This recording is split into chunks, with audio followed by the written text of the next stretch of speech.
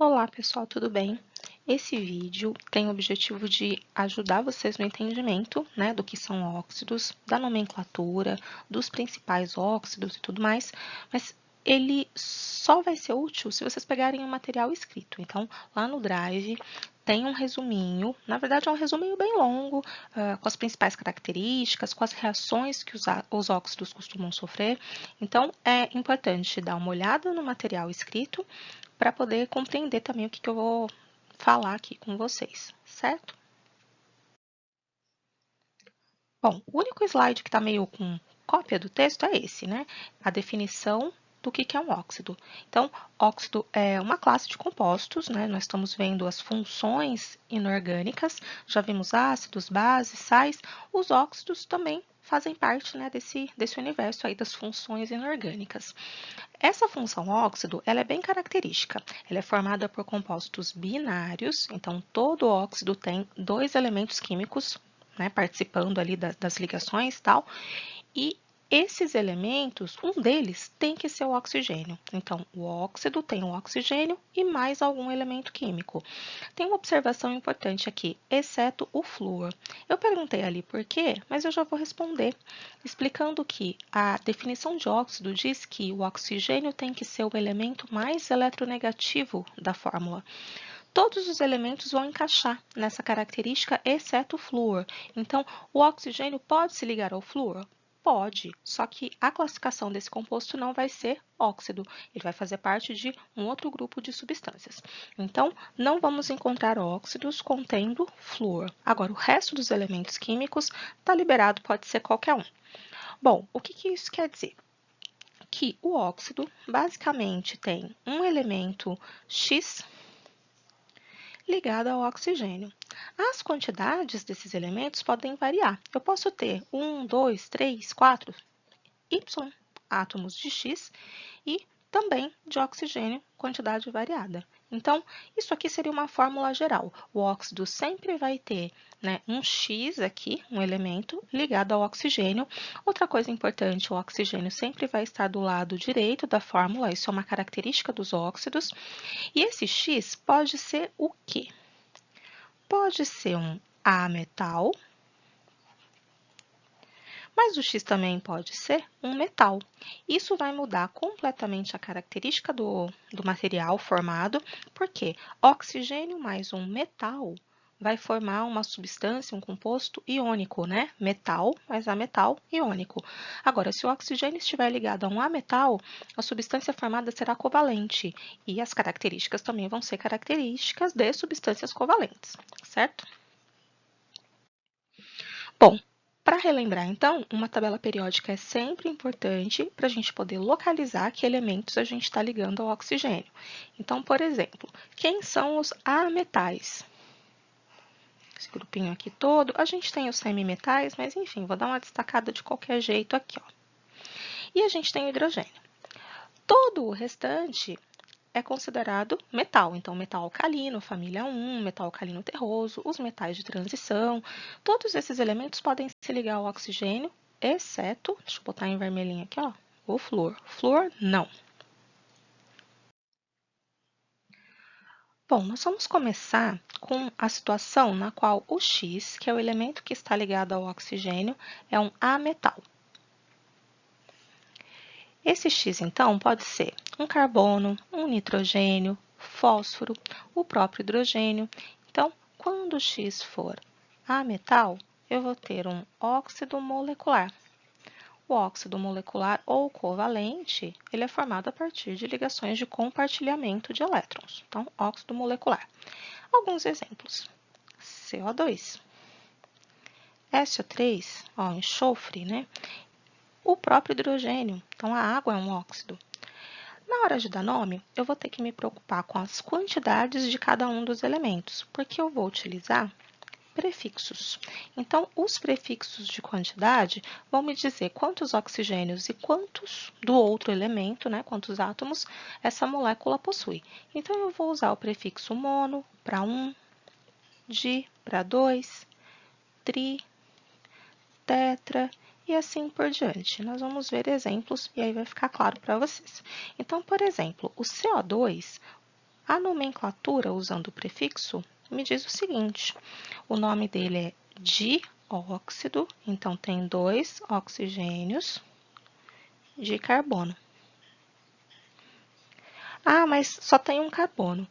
Poderia usar monocarbono, mas quando eu tenho um único átomo do segundo elemento, né, do elemento ligado ao oxigênio, eu posso omitir o mono. Então, seria monóxido de monocarbono, mas no caso aqui, eu posso chamar apenas de monóxido de carbono. E se fosse a água, né? Como é que seria o nome?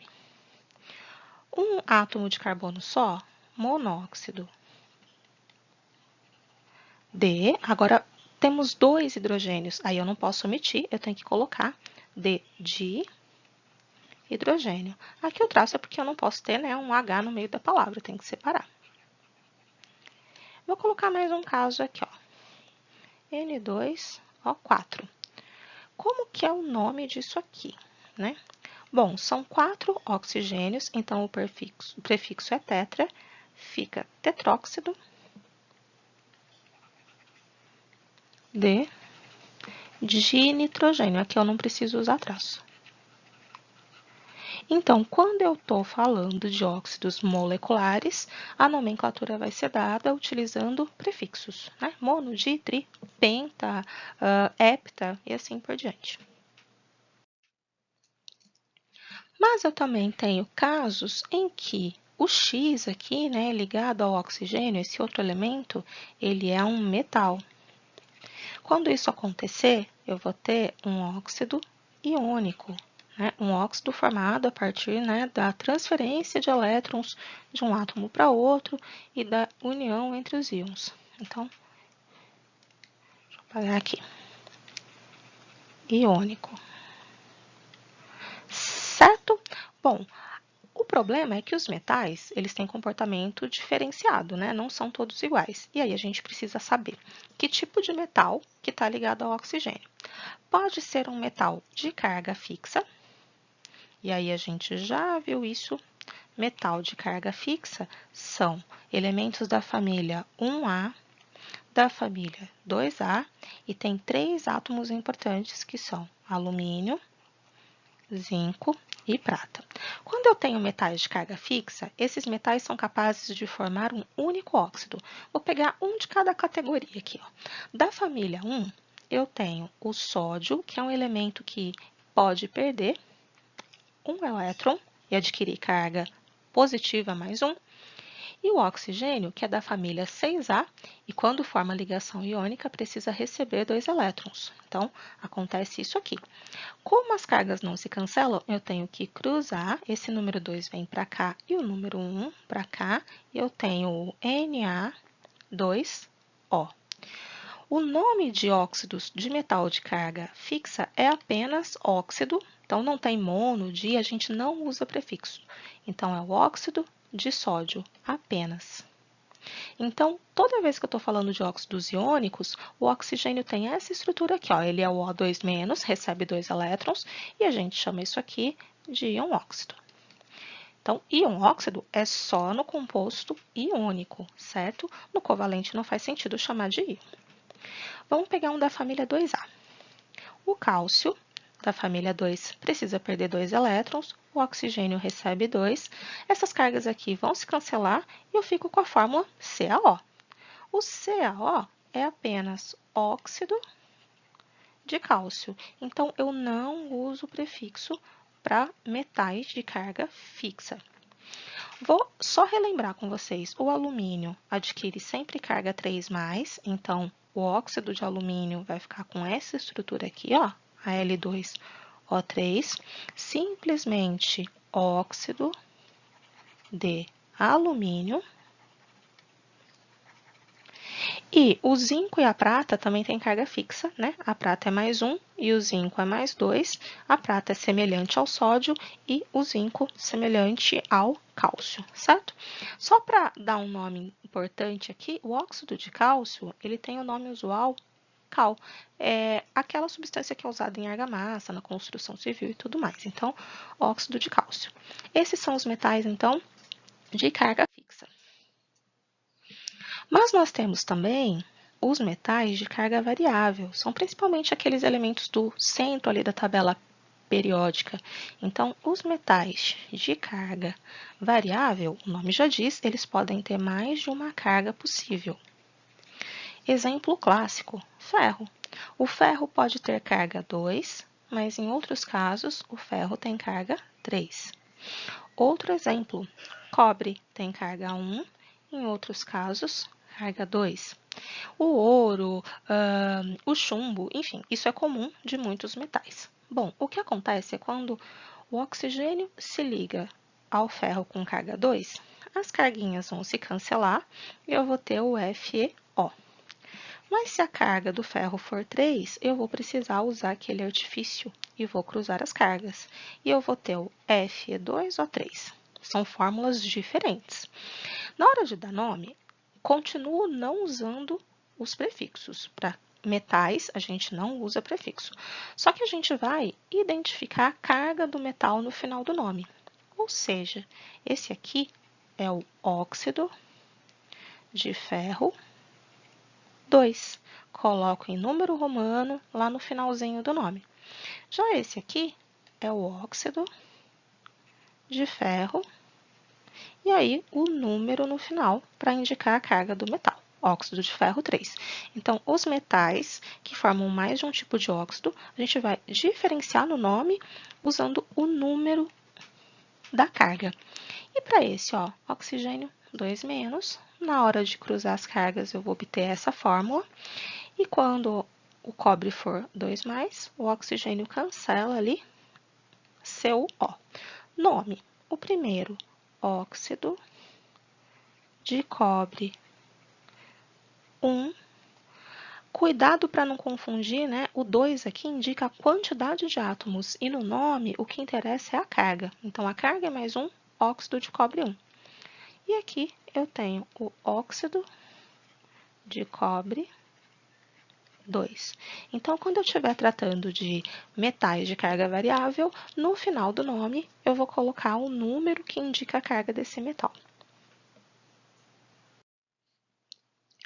Bom, falamos, né, das duas classificações ali em termos de ligação química, mas nós também podemos diferenciar óxidos de outras maneiras. Por exemplo, nós temos uma classe de óxidos que são chamados, né, de óxidos ácidos. Esses óxidos ácidos são óxidos que têm características especiais. Eles também são chamados de anidridos. Isso aqui é importante. A palavra anidrido, esse A, é de negação. Anidrido é sem água. Como assim? É que esses óxidos podem ser obtidos a partir da desidratação de alguns ácidos. Por exemplo, H2CO3, que é um ácido conhecido. Esse aqui é o ácido carbônico. O ácido carbônico, ele pode perder uma molécula de água, ele pode ser desidratado dessa maneira, ó, menos H2O. É uma subtração mesmo que eu estou fazendo. 2 hidrogênios menos 2 hidrogênios, zerou. Carbono, 3 oxigênios menos 1 oxigênio, 2. Então, ó, eu obtenho CO2. Nós já sabemos que o nome desse óxido é dióxido de carbono, mas a gente também pode chamá-lo de anidrido carbônico, por causa do ácido que dá origem a ele. Então, esse é o anidrido carbônico. Daqui vem uma característica importante do CO2. Se ele receber água, né, se ele reagir com água, o CO2, ao reagir com água, bom, ele volta a formar o ácido H2CO3. Essa é uma característica de óxidos ácidos. Eles reagem com água, formando ácido. Quais são os óxidos ácidos importantes? O CO2, importantíssimo. O SO3 também. Porque o SO3, ao reagir com água, ele forma o H2SO4. Então, ele é ele é capaz de formar ácido sulfúrico. Isso é importante porque mais para frente, no texto que vocês receberam, fala sobre a formação de chuva ácida. E esse ácido é um ácido forte, né? O ácido sulfúrico é considerado um ácido forte. O que acontece aqui? A chuva passa a ser prejudicial. E o gás carbônico, né? Bom, ele também reage com água, forma ácido carbônico, mas por sorte, esse ácido é fraco. Ele não é capaz de causar danos a monumentos, a pintura de carro, enfim, não é um ácido agressivo. Já o ácido sulfúrico é um ácido forte, muito perigoso e gera vários danos. Bom, então a ideia de anidrido é um ácido que perde água e pode formar um óxido. Eu vou colocar outro exemplo. HNO3, que é o ácido nítrico, também pode perder água. Só que aqui a gente tem um probleminha, né? Como que eu vou subtrair 2 hidrogênios se eu tenho apenas um?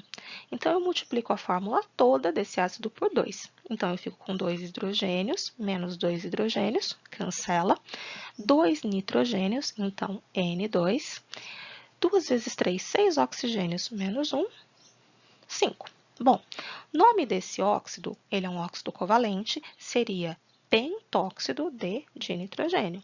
Mas como ele veio do ácido nítrico, eu posso chamá-lo de anidrido nítrico. E se esse óxido aqui sofrer reação com água, ele vai ser hidratado e vai formar de volta as moléculas do ácido. Então, essa é uma característica que está bem descrita lá na lista de exercícios também e no resumo que vocês receberam, explicando que óxidos ácidos reagem com água, formando ácidos, que é esse tipo de reação aqui. Os óxidos ácidos também podem reagir com base, formando sal e água. Vou dar um exemplo aqui.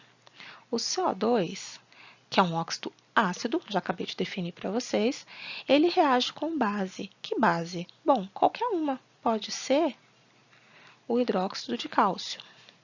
Quando ele reagir com base, ele vai formar sal e água. Qual será o sal? O sal vai ser o Ca, que tem carguinha 2+, e o ânion aqui, CO3, 2-, cancela, cancela. Então, é como se eu pegasse o ânion, o CO3, do ácido que gerou o CO2. No resuminho tem vários exemplos disso, mas... E aí eu vou ter a formação de água, H2O. Se vocês observarem, está tudo balanceado, não tem nada faltando aqui. Então, o CO2, ao reagir com CaOH2, forma CaCO3, que é um sal, e forma água. Então, isso é característico de óxidos ácidos. Reagem com água formando ácido, reagem com base e formam sal. E existem também os óxidos básicos. Óxidos básicos, gente, são mais simples porque a gente só considera, né, principalmente óxidos da família 1A e 2A, ou seja, óxidos que contêm metais da primeira e da segunda coluna da tabela periódica, então eles são iônicos. Vou pegar um caso de cada. Óxido da família 1A. Na2O, que é o óxido de sódio. Ao reagir com água, ele vai formar uma base. A base formada por hidróxido é o hidróxido de sódio, que é o NaOH, e eu vou precisar balancear aqui para ter quantidades iguais. Então, olha só, o óxido de sódio formou uma base, que é o hidróxido de sódio. Isso é característico de todos os óxidos de elementos da família 1.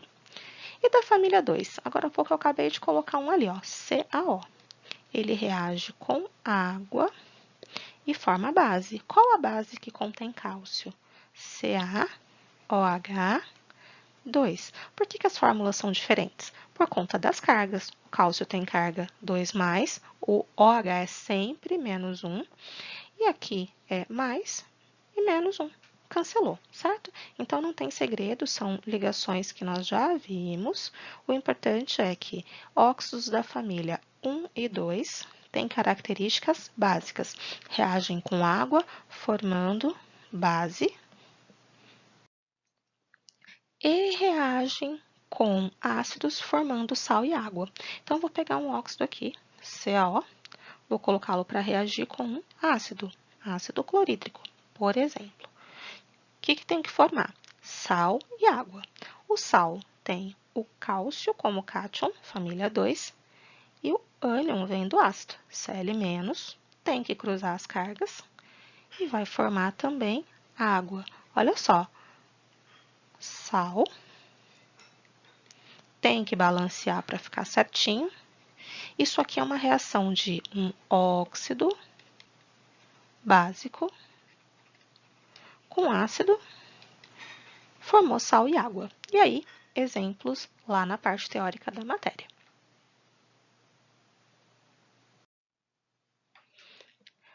A última parte que eu acho que é importante, aí é só para chamar atenção mesmo, porque está muito bem explicadinho lá na parte de resumo, é sobre o que os óxidos podem causar, principalmente em termos de danos, né, por conta da poluição atmosférica.